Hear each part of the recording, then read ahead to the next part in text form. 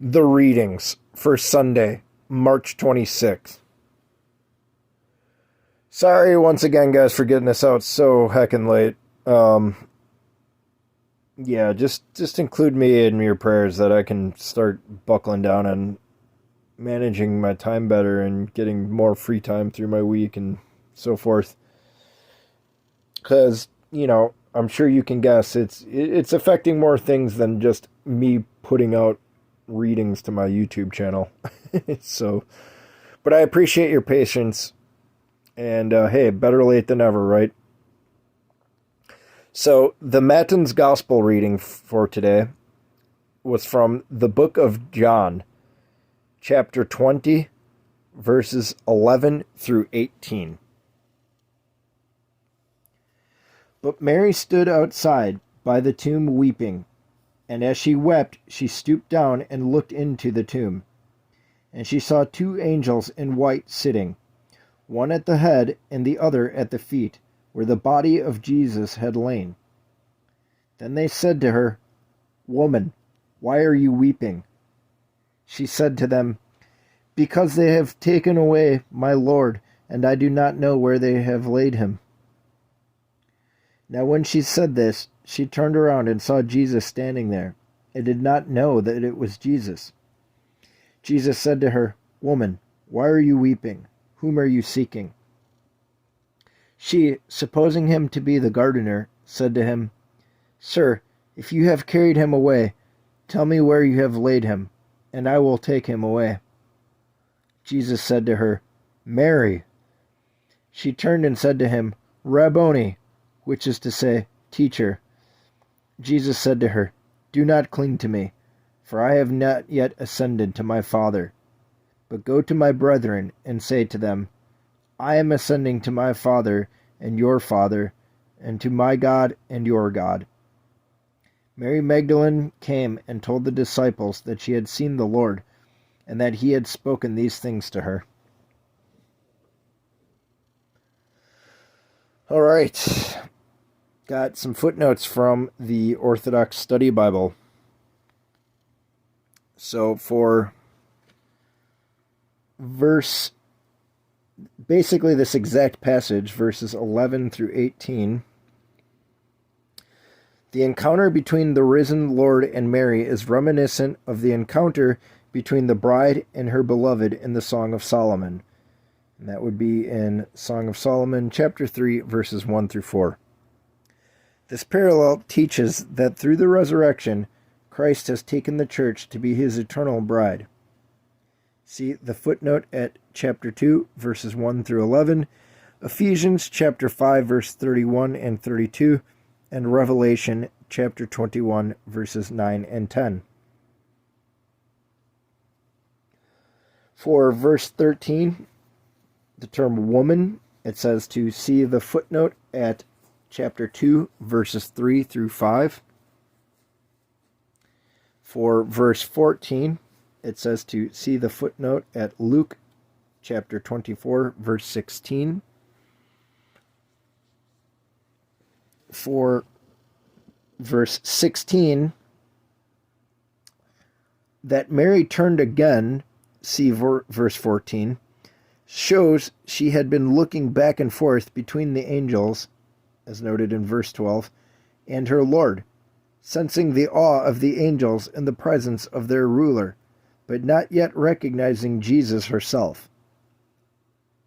Through Christ calling Mary by name, her eyes and heart are opened, and she recognizes him. See chapter 10, verses 3 and 4. Rabboni is an affectionate term meaning my dear teacher. For verse 17, the phrase "do not cling to me," Christ does not prohibit the touching of his resurrected flesh, for we commune with his flesh in the Eucharist, and he even commands Thomas to touch him, as noted in verse 27. Here, Christ is instructing Mary to understand and accept that that his life is not merely continuing in the same state as before, and that he will not remain with her as he did in the past, but is pressing forward to his ascension to the Father.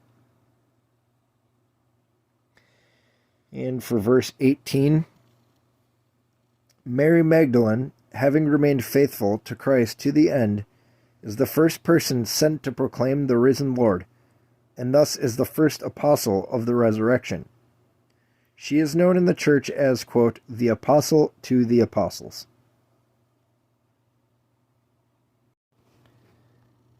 The epistle reading from today is from St. Paul's letter to the Hebrews, chapter 6, verses 13 through 20. For when God made a promise to Abraham, because he could swear by no one greater, he swore by himself, saying, surely blessing I will bless you, and multiplying I will multiply you. And so, after he had patiently endured, he obtained the promise.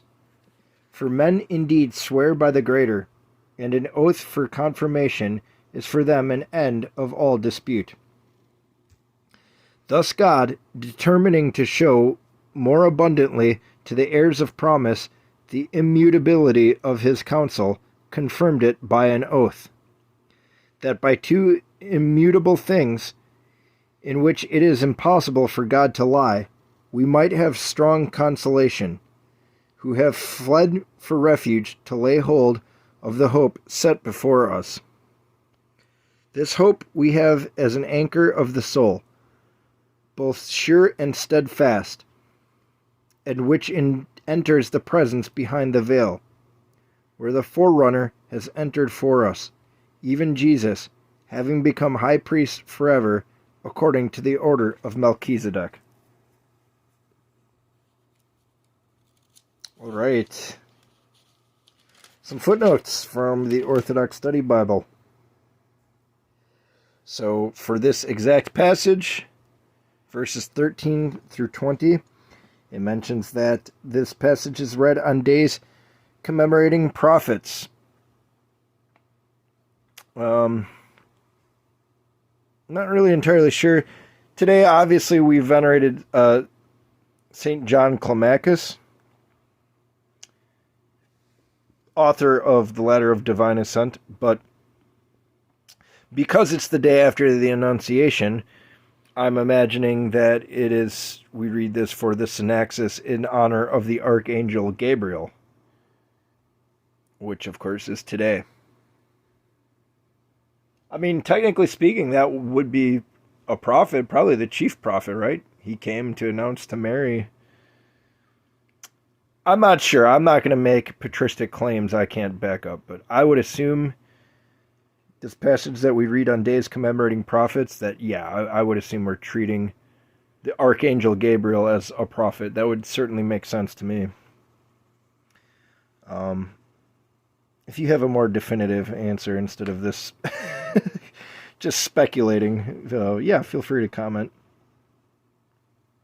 For verses 13 through 15, the promise made to Abraham was a son, an heir through whom God would greatly multiply him, as noted in verse 14. For verse 18, the two immutable things are God's promise and God's oath, as noted in verse 17. For verse 19, the phrase behind the veil, it says, see the footnote on chapter 9, verse 1 through 5, and it is heaven. Behind the veil is heaven.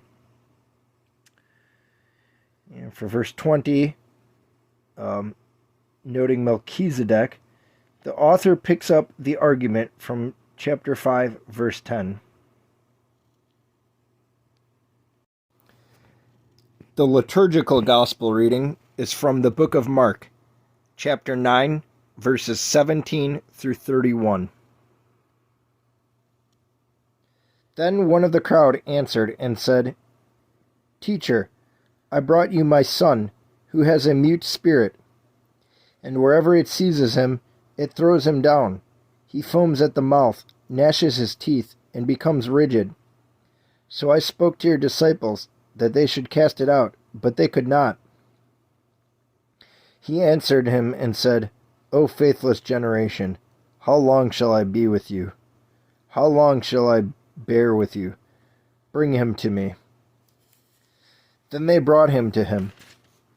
And when he saw him, immediately the spirit convulsed in him, and he fell on the ground and wallowed, foaming at the mouth. So he asked his father, How long has this been happening to him? And he said, From childhood, and often he has thrown him into both the fire and into the water to destroy him. But if you can do anything, have compassion on us and help us. Jesus said to him, If you can believe, all things are possible to him who believes. Immediately the father of the child cried out and said with tears, Lord, I believe. Help my unbelief. When Jesus saw that the people came running together, he rebuked the unclean spirit, saying to it, Deaf and dumb spirit, I command you, come out of him and enter him no more. Then the spirit cried out, convulsed him greatly, and came out of him. And he became as one dead, so that many said, He is dead. But Jesus took him by the hand and lifted him up, and he arose. And when Jesus had come into the house, his disciples asked him privately, Why could we not cast it out? So he said to them, This kind can come out by nothing but prayer and fasting. Then they departed from there and passed through Galilee, and he did not want anyone to know it. For he taught his disciples and said to them, The Son of Man is being betrayed into the hands of men, and they will kill him. And after he is killed, he will rise on the third day. All right. Some footnotes from the Orthodox Study Bible. So, for this exact passage, verses 17 through 31, it mentions that this passage is read on the fourth Sunday of Great Lent, on which is commemorated St. John of the Ladder, which of course is today. Was today. It's kind of coming to a close at this hour. Yeah. For verses 14 through 29, so a little bit earlier than where we started. It just says to see the footnotes at Matthew chapter 17, verses 14 through 21. And that's going to do it. So, appreciate you all being patient with me. I'm going to try and get tomorrow's uploaded. Who knows when. I don't. It probably won't be tonight, so might be a little bit later again tomorrow. Hopefully not, though. I'll try and get it up in the morning and fall back into a nice little rhythm again here. But nevertheless, I do appreciate you all for following along each day, or some of the days, whatever's clever for you. And I would just ask that you please include me, a sinner, in your prayers. Thank you.